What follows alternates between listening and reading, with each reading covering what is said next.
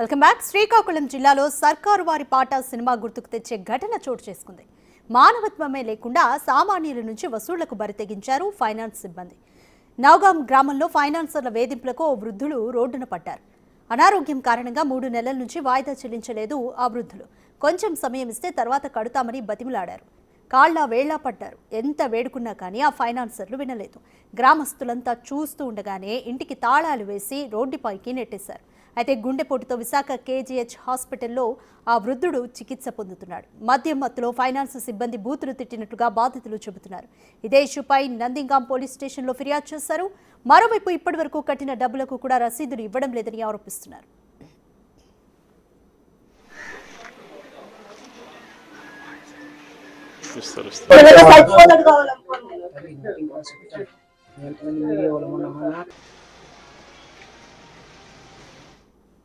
More details మా ప్రతినిధి షణ్ముఖ్ అందిస్తారు.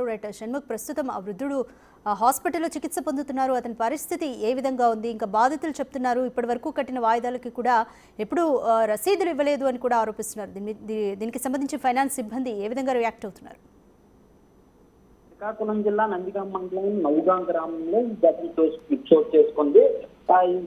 వాళ్ళ ఇంటి మీద 4 లక్షల రూపాయలు ఫైనాన్స్ తీసుకున్నటువంటి పరిస్థితిని మనం చూసాం. అయితే వరుసగా 2 ఏళ్ల పాటు ఈ ఫైనాన్స్ కట్టిన తర్వాత 3 నెలల నుంచి కొంచెం ఇబ్బంది కావడం వల్ల ఈ నెలతో చూసుకుంటే మొత్తం 4 నెలల నుంచి కొంచెం ఇబ్బంది వల్ల కట్టలేకపోవడం వల్ల అంటే వేధింపులు మొదలు మనం చెప్పొచ్చు. ఆ వేధింపుల కారణంగా వృద్ధులు అనారోగ్యం బారిన పడినటువంటి పరిస్థితి. అయితే 3 నెలలు కంప్లీట్ అవ్వడం, 3 నెలల నుంచి కూడా ఈ ఫైనాన్స్ కట్టకపోవడం వలన వాళ్ళు ఎవరైతే పూర్తిగా ఏ ఇల్లు అయితే పెట్టారో ఆ ఇంటికి తాళం వేసేసారు. అయితే మామూలుగా పూర్తిగా పెట్టినటువంటి ఏదైనా ఆస్తులు కావచ్చు, ఏదైనా ప్రాపర్టీస్ కావచ్చు, వాటిని వాళ్ళ చేతుల్లోకి తీసుకునేటటువంటి అవకాశం ఉంటుంది. కాకపోతే మళ్ళీ వాళ్ళు ఆ పక్కన ఉన్న తిరుపాటులో ఉండేటప్పుడు కూడా అక్కడ కూడా ఉండడానికి అవకాశం లేదని చెప్పేసి వాళ్ళు కూడా వేధించినటువంటి పరిస్థితి ఉంది అని చెప్పేసి వాళ్ళు బాధితులు చెప్తున్నారు. అయితే తర్వాత మనం ఇంకా చూసుకున్నట్టయితే ఆ బాధితులు కుటుంబ సభ్యులకు కూడా ఫోన్లు చేస్తూ అందరూ కుటుంబ సభ్యులతో పాటు బంధువులు కూడా ఫోన్లు చేస్తూ చేస్తున్నారని కూడా వాళ్ళు చెప్తున్నారు.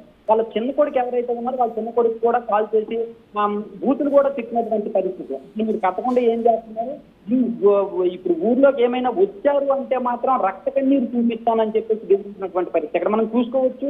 ఫైనాన్స్ తీసుకున్న తర్వాత ఆ ప్రాపర్టీ ఏదైతే పెట్టారో ఆ ప్రాపర్టీకి వాళ్ళు ఎప్పుడైతే తాళం వేశారో కొంత సమయం ఖచ్చితంగా ఇవ్వాలి. ఎందుకంటే ఆ ప్రాపర్టీ ఖచ్చితంగా ఈ బాధితులు ఎవరైతే ఉన్నారో ఆ ప్రాపర్టీని సొంతం చేసుకోవడం కోసమైనా సరే ఫైనాన్స్ క్లియర్ చేసేటటువంటి పరిస్థితి ఉంటుంది. కానీ ఆ పరిస్థితి లేకుండా మళ్ళీ ప్రాపర్టీ తాళం వేసిన తర్వాత కూడా మళ్ళీ బెదిరింపులకు పాల్పడడం, కాల్ చేయడం అనేది నిజంగా బాధాకరం అని చెప్పాలి. రాజా షణ్ముఖ్, ప్రస్తుతం ఆ వృద్ధులు ఇద్దరు కూడా పోలీస్ స్టేషన్లో ఫిర్యాదు చేశారు. సో పోలీసులు ఏమంటున్నారు? ఎంతమంది సిబ్బంది ఈ ఘటనలో ఇన్వాల్వ్ అయ్యారు? వారి పట్ల ఏం చర్యలు తీసుకోబోతున్నారని చెప్తున్నారు?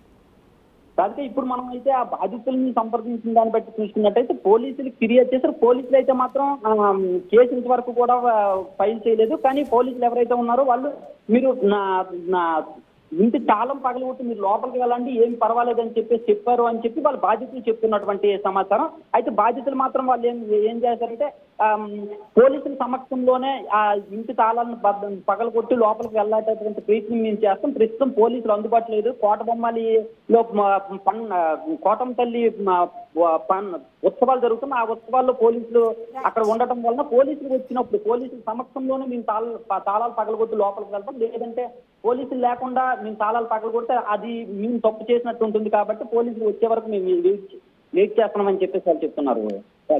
Thank you Shanmukh.